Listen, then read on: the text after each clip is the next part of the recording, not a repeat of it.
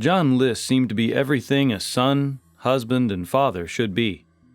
To support his family, he worked as an accountant at a nearby bank. He lived in a 19-room New Jersey estate with his mother, wife, and 3 children, which included a ballroom, marble fireplaces, and a Tiffany skylight.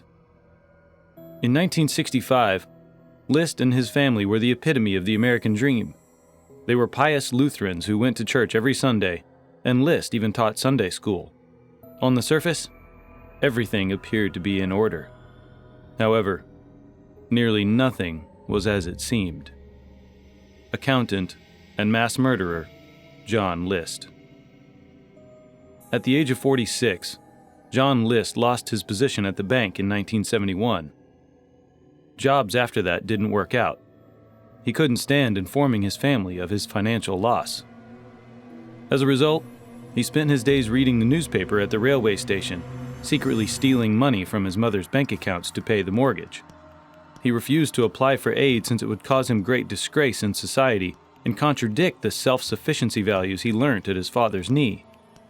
It's difficult to think that the solution he came up with would have been more acceptable to his father, but John List would later remark that it seemed like the only alternative to him: murdering his mother, wife, and children. John List shot and killed his wife Helen, his 16-year-old daughter Patricia, his 15-year-old son John, his 13-year-old son Frederick, and his 85-year-old mother Alma one day in late 1971. They were shot one by one in a deliberate manner. Helen was the first to arrive. List dropped the kids off at school and then followed her into the kitchen, where she was sipping her morning coffee. Then he walked upstairs to his mother's room and murdered her in her bed. When Patricia arrived home from school, he murdered her, followed by Frederick, his youngest. He prepared himself a sandwich, closed his bank accounts, and attended a high school soccer game to support his sole surviving son, John. He drove him home before shooting him in the chest. The ice-cold exit. In the ballroom, John List placed the bodies of his family members on top of sleeping bags, then wrote a note to his pastor, whom he believed would understand. Faced with a world full of evil and poverty, he feared his family would turn away from God, and that this was the only way to secure their safe arrival in heaven. He was not, however, willing to bear the consequences of his conduct on this mortal coil. He cleaned the crime scenes and used scissors to delete his image from every photo in the mansion to confuse the cops. He canceled all deliveries and notified his children's school that the family would be out of the country for a few weeks. And in the house's vacant rooms, he turned on the lights and radio, leaving religious music playing.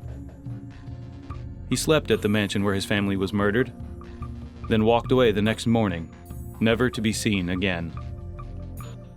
After a month, neighbors began to think something was amiss with the List mansion because of the constantly blazing lights and empty windows.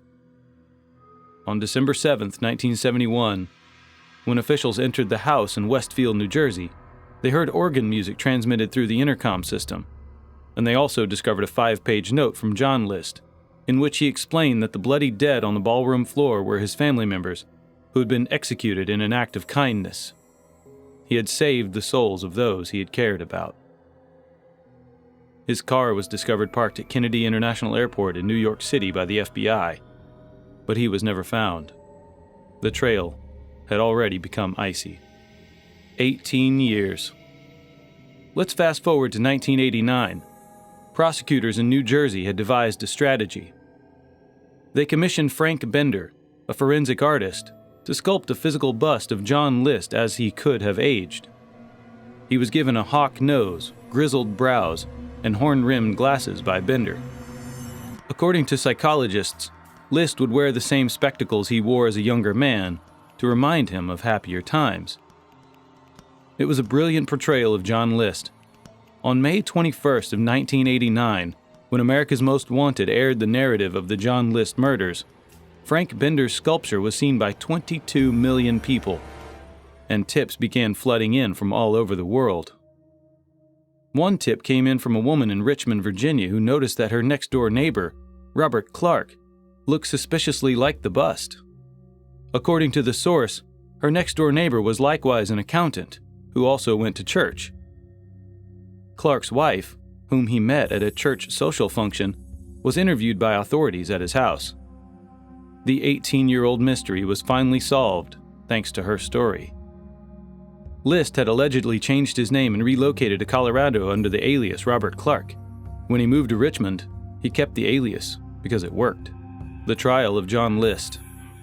On June 1, 1989, police in Virginia apprehended the mass murderer, just 9 days after his case was featured on America's Most Wanted. Defense lawyers claim that List suffered from PTSD as a result of his military duty in World War II and Korea during his 1990 trial. Expert psychologists believed List was going through a midlife crisis, but it was not reason enough for killing 5 people, as the prosecution pointed out. John List was found guilty by a jury and sentenced to 5 life sentences in a New Jersey prison.